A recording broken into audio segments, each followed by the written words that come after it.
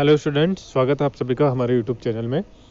जैसा कि सुबह की अपडेट से आप लोगों को पता चल गया होगा कि डीएलएड एंट्रेंस एग्ज़ाम निकाले हुए छात्रों की जो प्रदेश स्तरीय काउंसलिंग राज्य शैक्षिक अनुसंधान एवं प्रशिक्षण परिषद जो है SCERT देहरादून में उनकी काउंसलिंग होनी है, जो काउंसलिंग 7 तारीख से 10 तारीख तक चलेगी।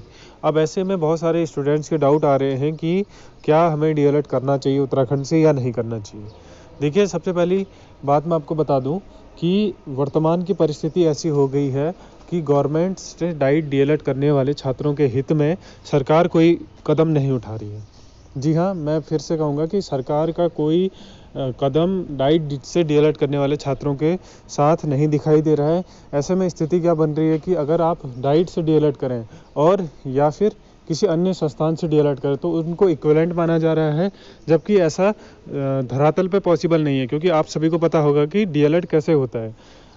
एक तरफ डाइट से डीएलएड करने वाले प्रशिक्षु जो हैं वो इतना टफ कंपटीशन फाइट करके आ रहे हैं, जहां पर आप देख सकते हैं साइंस की जो मेरिट लगी है वो 160 नंबर पर लगी है। 200 में से 160 80% पर कट ऑफ लग रही है। लगाइए कि वहाँ पर सिलेक्शन होना बंद हो जा रहा है। जहाँ जिसके 79.9% है वो उसका सिलेक्शन नहीं हो पा रहा है।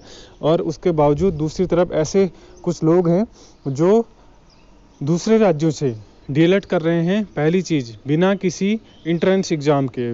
दूसरी चीज़, वहाँ पर कोई भी आपका सिलेक्शन के लिए मानक जो हैं वो उत्तराखंड के मानक से बिल्कुल कम है। जैसे कि यहाँ पर मानक जो है वो ग्रेजुएशन है, वहाँ पर मानक बहुत सारे स्टेट्स में 12th लेवल पे डीएलएड कराया जाता है। तो ऐसे स्थिति में और भी बहुत सारी चीज़ें हैं। डाइट में डीएलएड करने के लिए आपको एक सेमेस्टर में केवल 6 छुट्टियाँ अलाउ होती हैं। उसके बावजूद आपको 10 से 5 अपने कैंपस में बना रहना पड़ता है। जबकि अदर स्टेट से डीएलएड कैसे हो रहा है आपको सभी को पता है। बहुत सारे आपने एडवर्टीजमेंट देखे होंगे कि घर बैठे बैठे डीएलएड करें, केवल पेपर देने जाएं, केवल इन सब चीज़ों में इन्वॉल्व हों, कोई क्लास का वो नहीं। बहुत सारे एडवर्टीजमेंट मैं आपको गिना दूंगा और चाहे तो आपको इतने एडवर्टीजमेंट दिखा दूंगा कि आप उनकी गिन कर सकते हैं। तो ऐसी स्थिति में डाइट वालों के लिए क्या सबसे बड़ा सवाल यह है कि डाइट से डीएलएड करने के लिए क्या फ़ायदा है। वर्तमान की परिस्थिति में कोई भी फ़ायदा सरकार आपको नहीं दे रही है। सरकार ने जबकि ये फ़ायदा देना चाहिए था, या आपको वरीयता देनी चाहिए थी, या आपका डायरेक्ट समायोजन कर देना चाहिए था, जबकि ऐसा धरातल पर कोई स्थिति मौजूद है नहीं रही। 2 साल का कड़ा प्रशिक्षण करने के बाद आपको उस लाइन में खड़ा कर दिया जाता है जहाँ पर अलग अलग राज्यों से डीएलएड करने वाले उत्तराखंड के लोगों को लाइन में खड़ा कर दिया। टफ जो है कंपटीशन निकालने के बाद आपकी स्थिति वैसी बनी रहती है। अब बात करें, पहली चीज़ ये थी, इतना कफ जो आपने कंपटीशन निकाला उसके बावजूद स्थिति क्या है अभी आप देख सकते हैं कि आपका तो अभी सिलेक्शन हुआ है काउंसलिंग के लिए।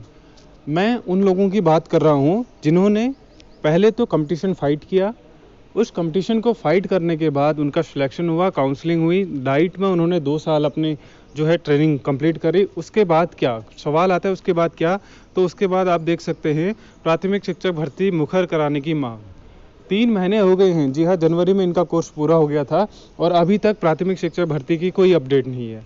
आप देख सकते हैं कि देहरादून में डीएलएड प्रशिक्षुओं ने शिक्षा मंत्री को दिया ज्ञापन। आप आज के अखबारों में ऐसी कई कटिंग देख सकते हैं। आप गोपेश्वर का मामला देख सकते हैं, शिक्षक भर्ती करने की हुई मांग। चमोली डीएलएड प्रशिक्षकों ने देहरादून में धन सिंह रावत जी से मुलाकात करी और उन्होंने प्राथमिक शिक्षक भर्ती प्रक्रिया शुरू करने की मांग करी। उसके साथ साथ आप देख सकते हैं नियुक्ति पत्र हुए हैं। हल्द्वानी के बच्चों भी इसमें शामिल थे। पूरे प्रदेश के बच्चों ने कल मंत्री आवास पर मंत्री जी से मुलाकात करी है और प्राथमिक शिक्षक भर्ती खोलने की बात करी है। लेकिन हो क्या रहा है, उन्हें इधर उधर घुमाया जा रहा है। ना ही मंत्री जी के स्तर से, ना ही निदेशालय के स्तर से, शिक्षा विभाग की तरफ से कोई भी इस पर कार्रवाई नहीं की जा रही है।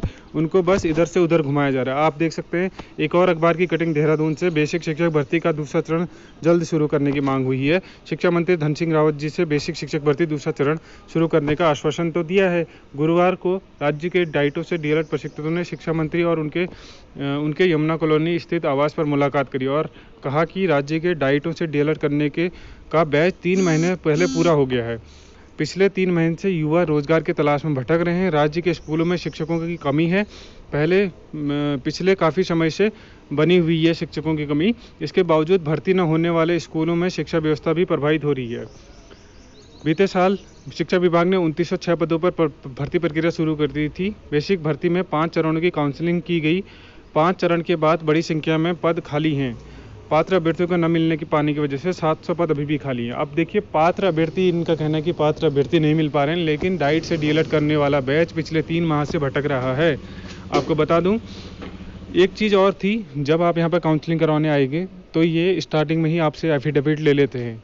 देखिए उस एफिडेविट को इनसे मांग करिएगी कि हमारा समायोजन करिए या हमें प्राथमिकता दीजिए। आप उस एफिडेविट को इस तरीके से देख सकते हैं कि इनकी कंडीशंस क्या रहती है कि मैं डाइट में मौजूद इन 2 सालों में कोई भी धरना प्रदर्शन नहीं करूँगा। पहली कंडीशन ये रहती है।